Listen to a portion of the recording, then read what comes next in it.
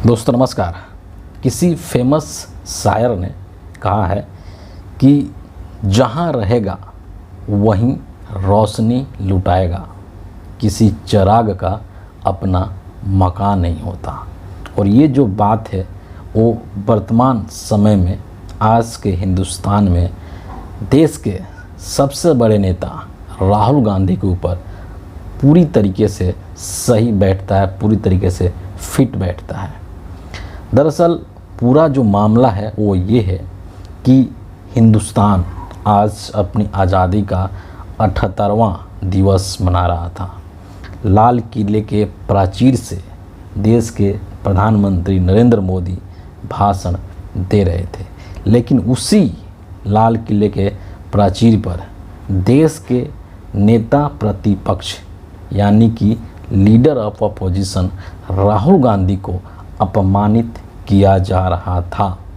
पूरा जो मामला है वो ये है दरअसल कि जब वहाँ पर कार्यक्रम चल रहे थे तो उस कार्यक्रम के दौरान आपने कई सारे वीडियो क्लिप्स देखे होंगे उस चीज़ का। वहाँ पर जो एलओपी हैं राहुल गांधी, उनको तकरीबन मतलब लास्ट या सेकंड लास्ट वो कतार होगी, 5वीं कतार है, उसमें एलओपी को बैठाया गया था, नेता प्रतिपक्ष को, राहुल गांधी को। सोचिए जो प्रोटोकॉल है वो क्या कहता है, इसको भी समझना बेहद ज़रूरी है। जो एलओपी का पद है भारत के संसदीय परंपरा में, यहाँ के लोकतंत्र में, और उसका दर्जा एक कैबिनेट स्तर के मंत्री का होता है। जिस तरीके से गृह मंत्री हैं, रक्षा मंत्री हैं, तमाम जो हिंदुस्तान के मंत्री हैं, कृषि मंत्री हैं, उस लेवल का उसका एक स्तर होता है और उस स्तर का उसको ट्रीटमेंट भी मिलता है, चाहे वो लोकसभा के अंदर हो या फिर लोकसभा के बाहर हो। तमाम जो सुविधाएं हैं वो उसको एक कैबिनेट स्तर के जो मंत्री होते हैं उनको जो मिलती है वही एलओपी को भी मिलती है। और इससे भी बड़ी बात कि जो एलओपी होता है उसको हिंदुस्तान का शैडो प्राइम मिनिस्टर कहा जाता है, और अगर वो चाहे तो अपना शैडो कैबिनेट भी बना सकता है। सोचिए कि इतना वरीयता है एलओपी का हिंदुस्तान के संसदीय परंपरा में। और जब लाल किले के ऊपर जब ये कार्यक्रम हो रहा था तो उस वक्त जो मोदी सरकार के जितने भी कैबिनेट मिनिस्टर्स हैं वो सभी पहली कतार में बैठे हुए थे और राहुल गांधी को 5वीं कतार में बैठाया गया था।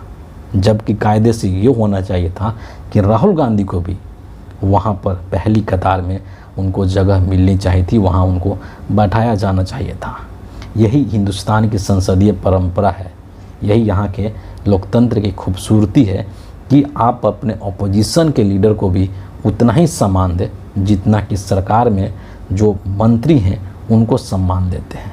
और ये जो प्रोटोकॉल है पूरा, ये जो समारोह होता है, इसको ऑर्गेनाइज करने का जो पूरा एक रिस्पॉन्सिबिलिटी होती है वो रक्षा मंत्रालय का होता है। किसी भी मंत्रालय का रिस्पॉन्सिबिलिटी हो, आपको पता है कि हिंदुस्तान में होता वही है जो मोदी चाहता है। तो राहुल गांधी की सीट अगर 5वीं कतार में रखी गई, वहाँ पर उनको बैठाया गया, तो इसके लिए राजनाथ सिंह जिम्मेदार नहीं है, इसके लिए रक्षा मंत्रालय जिम्मेदार नहीं है, या जो भी अधिकारी हैं जो इस फंक्शन को ऑर्गेनाइज कर रहे थे, इसकी देखभाल कर रहे थे, वो सभी इसके लिए जिम्मेदार नहीं है, बल्कि इसके लिए सिर्फ़ और सिर्फ जो नरेंद्र मोदी हैं वही जिम्मेदार हैं। कहने को तो रक्षा मंत्रालय की तरफ से भी इस चीज़ को लेकर के शायद से कुछ बयान आया है, उस पर भी हम आएंगे। लेकिन ये जो तमाम चीज़ें हुई हैं इसको लेकर के यद्यपि कांग्रेस पार्टी के सभी नेताओं ने अपनी नाराज़गी दर्ज कराई है और सभी लोगों ने अपने स्टेटमेंट भी दिए हैं, लेकिन यहाँ पर एक स्टेटमेंट मैं आपको ज़रूर सुनाना चाहूँगा, और वो है सुप्रिया श्रीनेत का। कांग्रेस पार्टी की नेता हैं और इन्होंने ट्विटर के ऊपर इस पूरे घटनाक्रम को लेकर के एक बहुत ही बेहतरीन ट्वीट किया है। थोड़ा सा लंबा ट्वीट है लेकिन बातें बहुत ही महत्वपूर्ण इन्होंने रखी है और इसको यहाँ पर देखना और समझना बहुत ज़रूरी है। क्या कहती हैं कि छोटे मन के लोगों से बड़ी चीज़ों की उम्मीद करना बेईमानी है। नेता प्रतिपक्ष राहुल गांधी को स्वतंत्रता दिवस के समारोह में 5वीं लाइन में बिठाकर नरेंद्र मोदी ने अपनी कुंठा जरूर दिखाई है, लेकिन इससे राहुल गांधी को कोई फर्क नहीं पड़ता है। आगे कहती है कि नेता प्रतिपक्ष की रैंक कैबिनेट मंत्री की होती है। सरकार के मंत्री पहली लाइन में बैठे थे, तो इन क्षुद्र मानसिकता वालों को लोकतंत्र और लोकतांत्रिक परंपराओं की भी कोई परवाह नहीं है। रक्षा मंत्रालय का बयान सरकार को और बेनकाब कर रहा है। सच यह है कि राहुल गांधी से मोदी और उनके मंत्री आंखें चुराते हैं और असहज हो जाते हैं। राहुल गांधी 5वीं लाइन में बैठे या 50वीं लाइन में, वो जन नायक ही रहेंगे, लेकिन आप लोग इस तरह की गलीच हरकतें करना बंद कर दीजिए। दरअसल ये जो पूरा चीज़ है ये भी नहीं हो रही है, बल्कि ये सब चीज़ें जानबूझ करके की जा रही है। और रक्षा मंत्रालय का जो बयान आया है वो पता नहीं कितना ऑफिशियल है या कितना अनऑफिशियल है, उसको लेकर हम यहाँ पर कोई पुष्टि नहीं कर सकते हैं। लेकिन ये चीज़ें कही जा रही है कि रक्षा मंत्रालय की तरफ से ये कहा गया था कि आप पहली लाइन में बैठें, लेकिन राहुल गांधी पहली लाइन में बैठने से इनकार कर दिए। ऐसा कैसे हो सकता है? क्यों कोई इनकार करेगा? क्या हासिल हो जाएगा इनकार करके?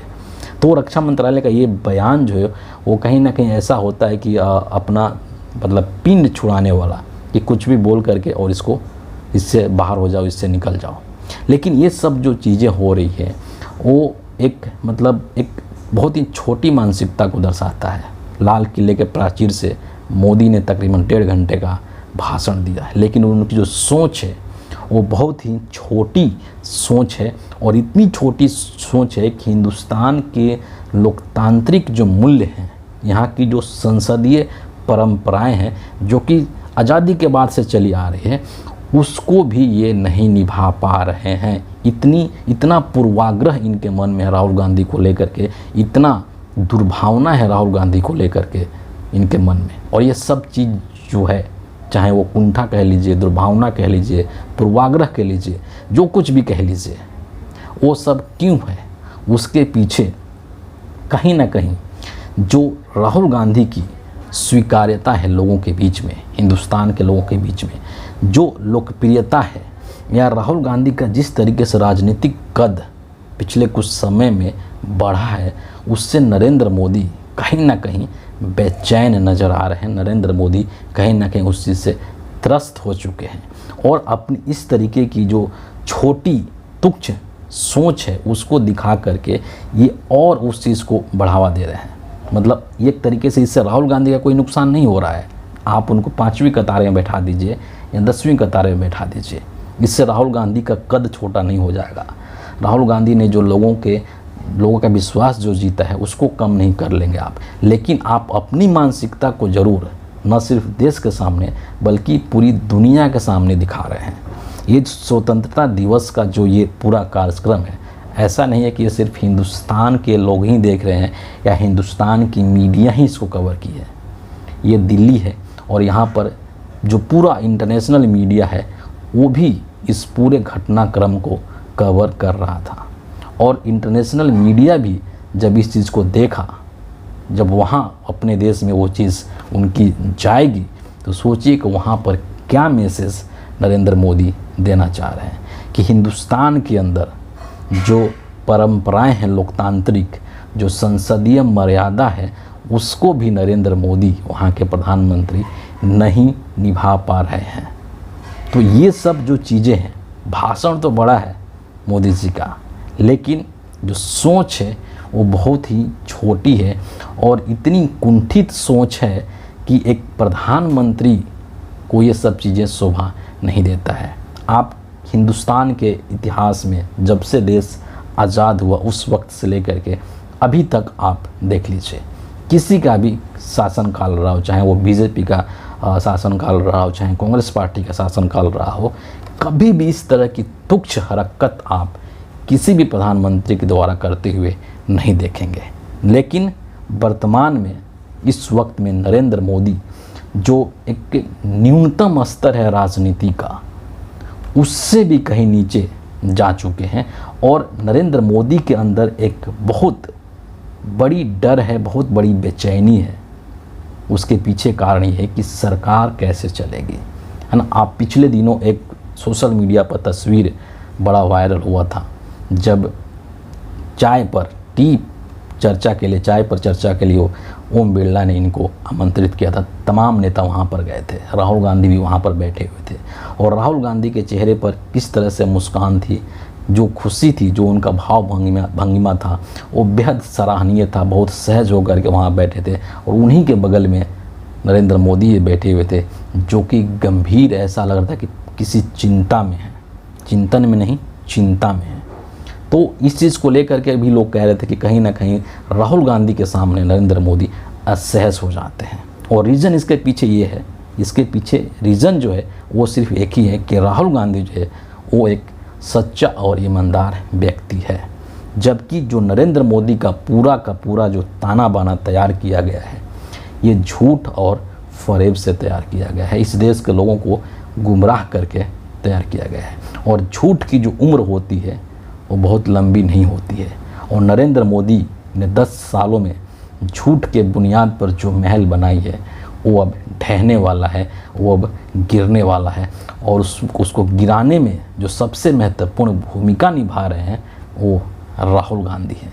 इसीलिए राहुल गांधी को लेकर के नरेंद्र मोदी के मन में इतनी कुंठा है, और वही कुंठा आपको समय समय पर देखने को मिलती है।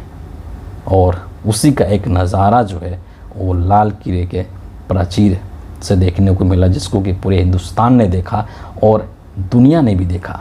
लेकिन महत्वपूर्ण चीज़ ये है कि आपने बेशक से उसको 5वीं लाइन में बैठा दिया, लेकिन उसकी उस 5वीं लाइन की चर्चा पूरे देश में हो रही है। आपने 1.5 घंटे का भाषण दिया, 2 घंटे का भाषण दिया, आपके भाषणों के बारे में कोई चर्चा नहीं कर रहा है, लेकिन चर्चा का जो केंद्र बिंदु है वो सिर्फ और सिर्फ राहुल गांधी ही है। इसलिए मैंने कहा कि जहाँ रहेगा वहीं रोशनी लुटाएगा, किसी चिराग का अपना मकान नहीं होता है। किसी भी लाइन में बैठा दीजिए, क्या फ़र्क पड़ता है। फिलहाल इस वीडियो के लिए इतना ही है। आप सभी का बहुत बहुत धन्यवाद।